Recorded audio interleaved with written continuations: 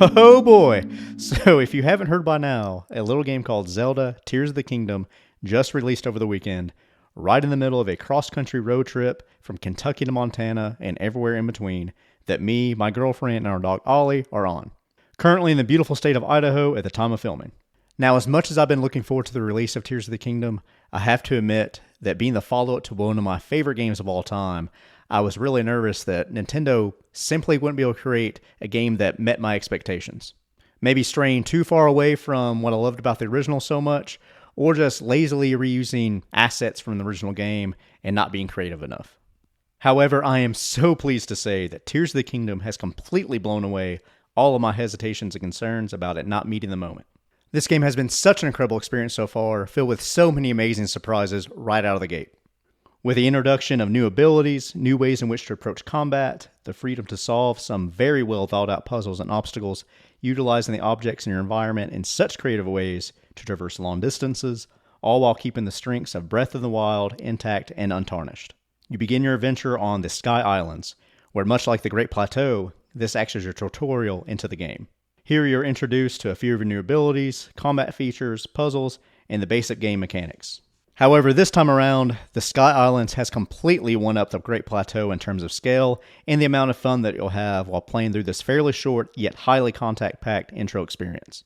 Now, I'm sure there's people out there that would say myself and the other millions of fans that are giving this game such high praise so far are only doing so because we're blinded by the fact that it's Zelda.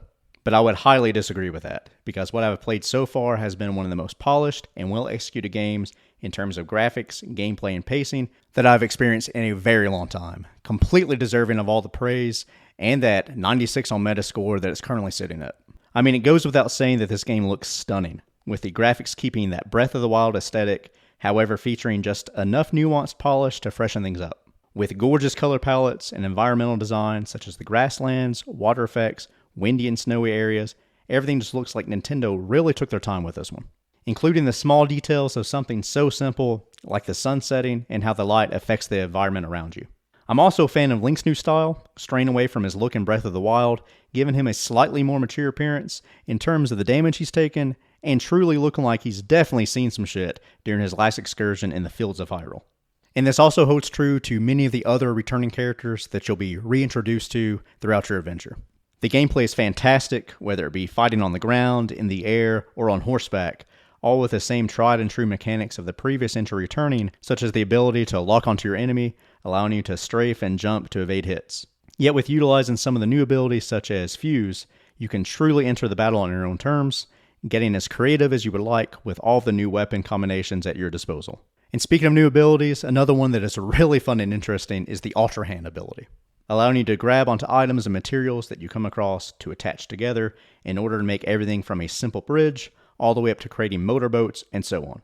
These DIY vehicles are greatly enhanced by the newly introduced Zonai technology, upping the game with what is clearly the first Duracell battery, adding a whole new way to power that third grade popsicle style raft that you're so proud of, and your mom's proud of you too, or new gliders that you can stand on that seriously made my stomach drop the first time I tried it out.